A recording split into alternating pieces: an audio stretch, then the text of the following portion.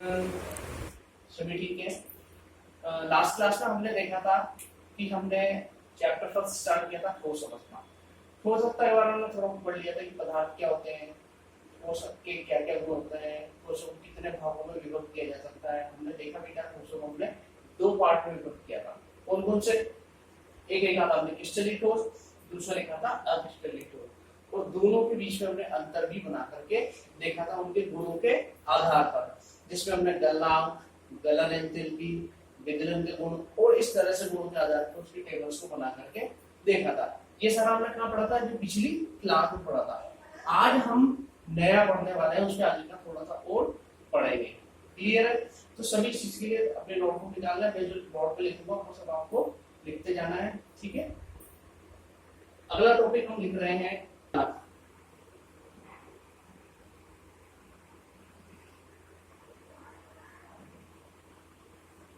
अगला टॉपिक हम क्या पढ़ेंगे? क्रिस्टल जालक के बारे में पढ़ेंगे। क्रिस्टलीय ठोसों में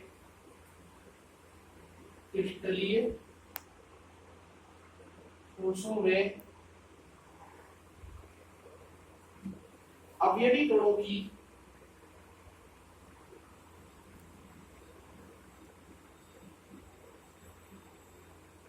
क्रिस्टलीय ठोसों में एक निश्चित ज्यामिति में त्रिविम व्यवस्था होती है।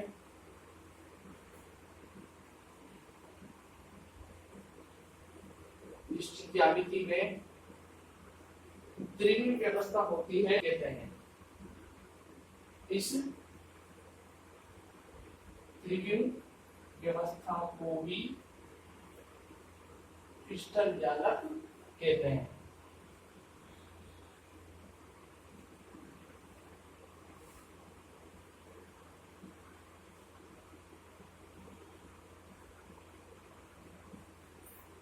क्लियर है? डेफिनेशन हमने लिखा क्रिस्टलीय ठोसों में अवयवी कणों की एक निश्चित ज्यामिति में त्रिविम व्यवस्था होती है। इस त्रिविम व्यवस्था को क्या कहते हैं? क्रिस्टल जालक कहते हैं। अगर हम एग्जांपल के तौर पर देखें, जैसे ये कोई संरचना है हमारी, इस संरचना में यहाँ सब ये जो बिंदु मैंने बनाए हैं, इन बिंदुओं पर क्या है?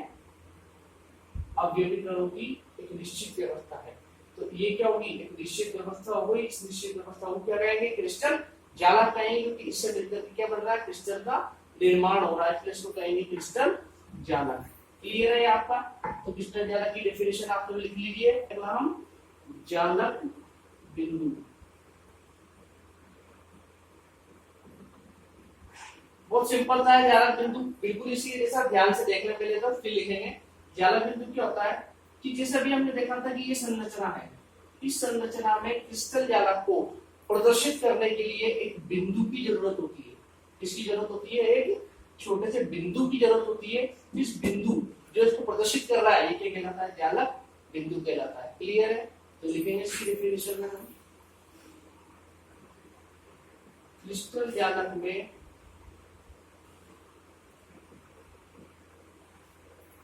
अवयवी कणों को क्रिस्टल जालक को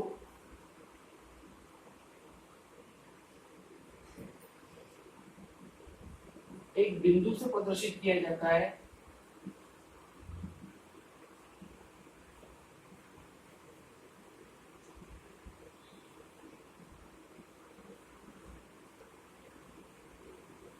एक बिंदु से प्रदर्शित किया जाता है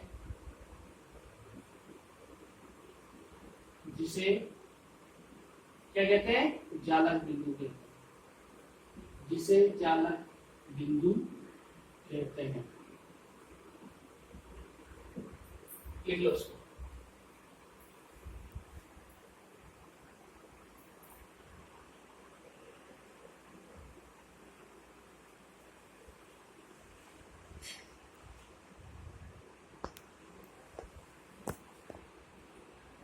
अगला हम पढ़ेंगे इसमें एकक कोष्ठिका। अगला हम लिख रहे हैं एकक कोष्ठिका। एकक कोष्ठिका के बारे में हम कहेंगे कि ये क्रिस्टलीय ठोस का यह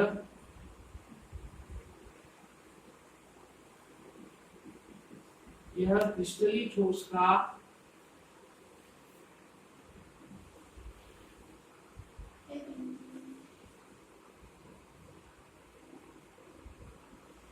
ये क्रिस्टलीय ठोस का एक छोटा सा भाग होता है जिसे 3 विमाओं में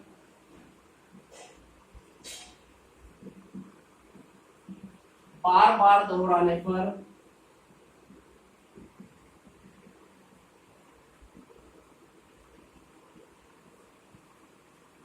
तीन विमाओं में बार होता है।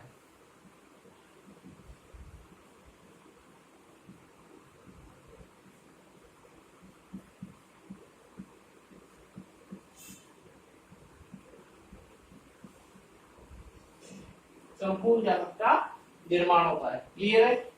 एकक कोशिका को बोला जाता है यूनिट सेल। इंग्लिश में क्या बोलते हैं? यूनिट सेल बोलते हैं। यूनिट सेल में हमने लिखा कि क्रिस्टलीय ठोस का एक छोटा सा भाग है, यानी कि ये सबसे छोटी यूनिट होती है, सबसे छोटी इकाई होती है, जिसे 3 अलग अलग विमाओं में बांटने पर, दोहराने पर इससे पूरे संपूर्ण जालक का निर्माण हो जाता है। इसे कहा जाता है एकक कोशिका। अब आप इसको नोट कर लीजिए।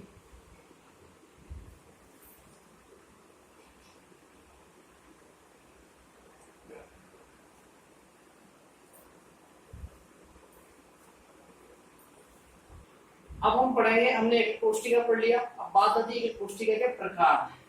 तो हेडिंग डालेंगे एकक कोशिका के प्रकार।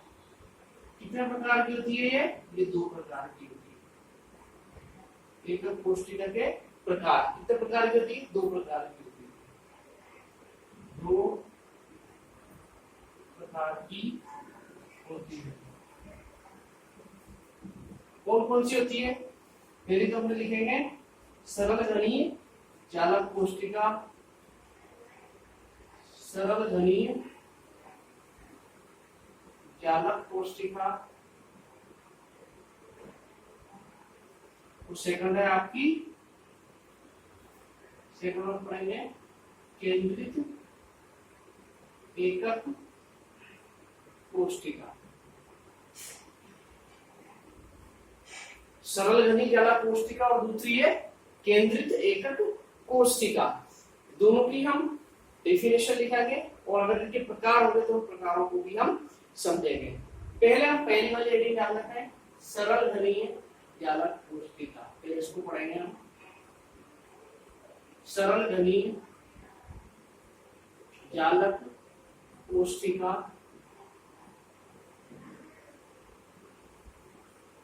पहले हम सरल घनीय जालक कोशिका के क्या होती है? ऐसी जालक कोशिका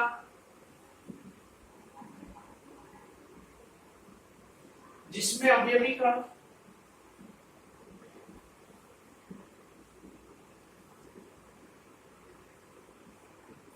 कोनों पर स्थित होते हैं। ऐसी जालक कोशिका जिसमें अवयवी कण कोनों पर स्थित होते हैं।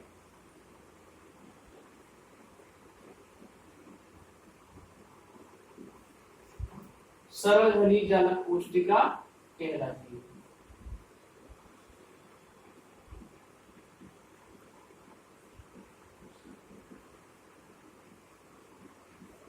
सरल घनीय जालक कोशिका कहलाती है।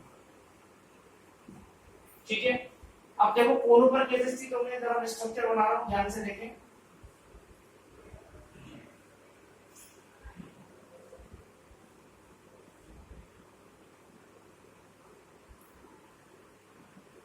ठीक है, दिख रहा है आपको? ये कोई मेरे पास में ठोस पदार्थ है, इसके कोने यही होंगे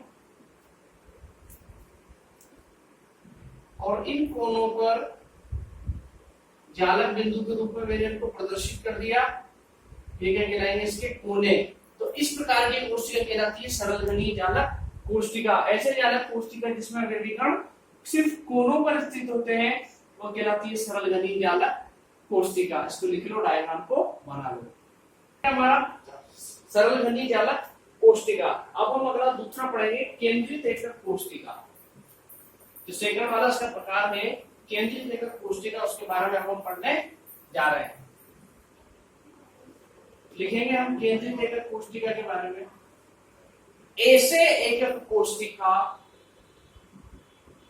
ऐसे एकक कोशिका जिसमें अवयवी कण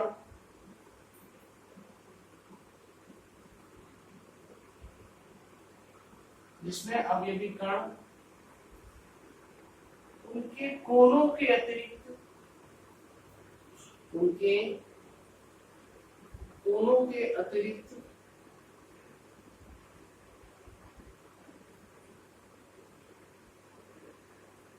कोने के अतिरिक्त अन्य स्थितियों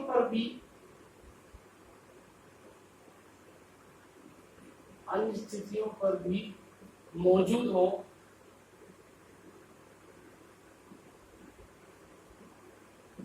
केंद्रित एकक कोशिका कहलाता है। केंद्रित एकक कोशिका कहलाता है। क्लियर है? देखो इसको, इसमें हमने लिखा कि ऐसा एकक कोशिका जिसमें अवयवीकरण कोनों के अतिरिक्त अन्य स्थितियों पर है, वह केंद्रित एकक कोशिका कहलाता है। जैसे हम देखें,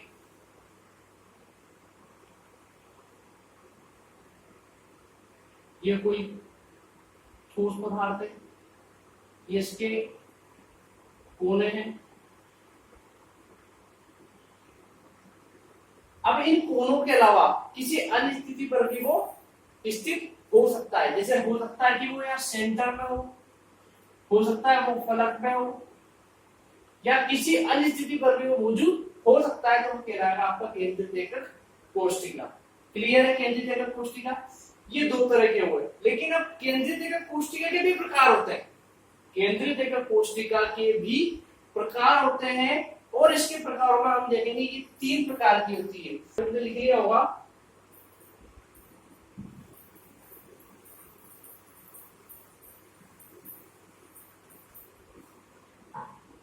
लिखना नहीं है, इसको समझना है।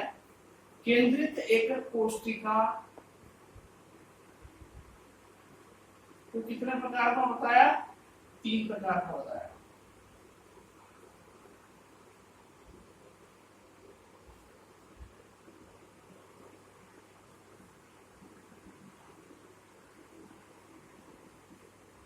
केंद्रित एकक कोशिका 3 प्रकार में बांट सकता हूं। तो हमने देखा केंद्रित एकक कोशिका कितने प्रकार की होती है? 3 प्रकार की होती है, जिसको हम बीसीसी, एफसीसी और ईसीसी के रूप में प्रदर्शित करते हैं। लेकिन इन तीनों के बारे में डिटेल में हम अगली क्लास में पढ़ेंगे। तब तक के लिए आपको ये आज का जितना भी सारा हमने पढ़ा है, जालक कोशिका, एकक कोशिका, एकक कोशिका के प्रकार, जालक बिंदु की सारी डेफिनेशन में सारा आपको याद करना है। अगली क्लास में फिर मिलते हैं इसी मुलाकात के साथ केंद्रित एकक कोशिका के प्रकारों के रूप में। बाय।